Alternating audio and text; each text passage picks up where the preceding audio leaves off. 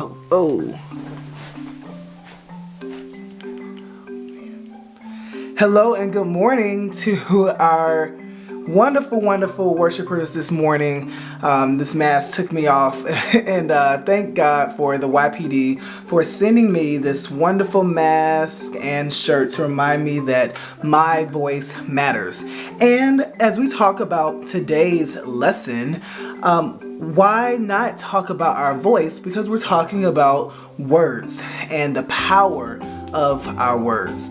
We use words to communicate with each other daily, and words help us to connect with other people, whether we are using our voices, our verbal words, or even using sign language. Sometimes we're using words to help convey exactly what it is that we want to say or mean. Whether you're saying in sign language like I'm hungry or I'm sleepy. Words have the powerful way of communicating our thoughts to one another. And they are so powerful because words have the potential to change things. Words can be both good and they can be bad. And I wonder sometimes, if you're like me, you struggle sometimes with communicating, sometimes to really communicate exactly what it is that you're trying to say to other people. It can be very difficult because of a lot of different factors that are around there. And sometimes it's hard to get those words out.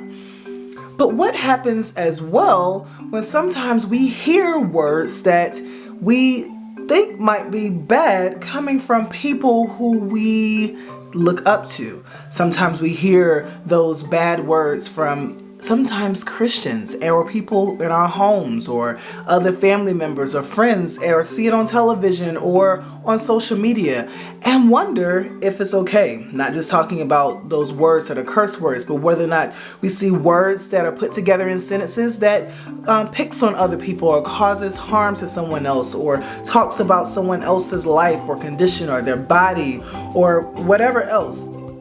Words are so important because words can be arranged in ways sometimes that are hurtful. But words can also be rearranged in ways that are helpful. In the Bible, James, who is the brother of Jesus, also writes in this book about the power of words.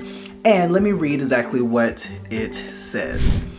James writes, "In the same way, the tongue is a small thing that makes grand speeches, but a tiny spark can set a great forest on fire. And among all the parts of the body, the tongue is a flame of fire.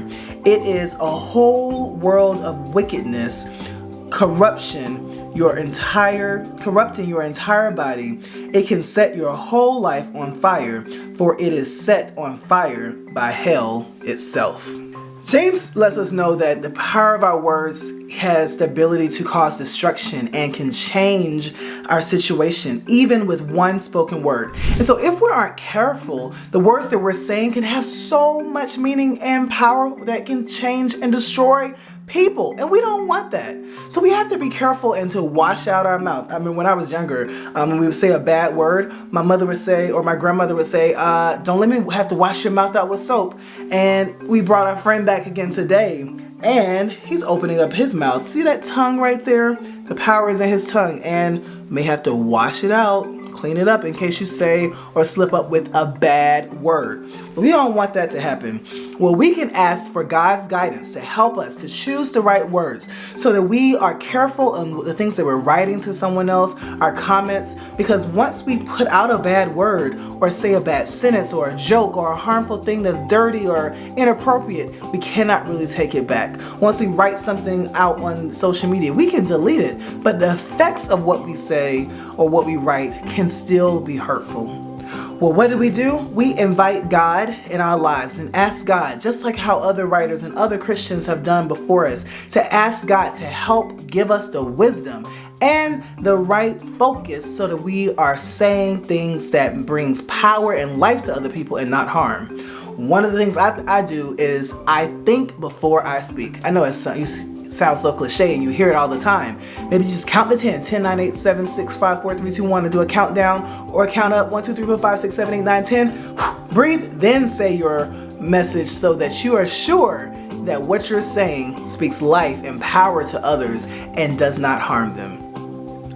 Wow, what can we do? I want you to think about the words that comes out of your mouth and maybe consider making a new word bank and bring some powerful words so that you can say that you're a conqueror, confident, you're amazing, you're blessed, you're God's chosen one. Add some more positive words into your vocabulary so that you can have wonderful words that comes out. My Bible teacher used to say, garbage in, garbage out. So the more you pour in yourself that's garbage, the more garbage will come out. But if you pour into your life positivity, those positive words, then we believe that they will exude from your body and give the kingdom great words so that everyone can be God's beloved. All right, that's all we have for you this week. I pray to God that you have a safe week. Pray for this world, pray for our country, and I will see you next Sunday. I'm Reverend Sam, and this has been Kids Zone, the Christian education moment designed for the entire family. God bless.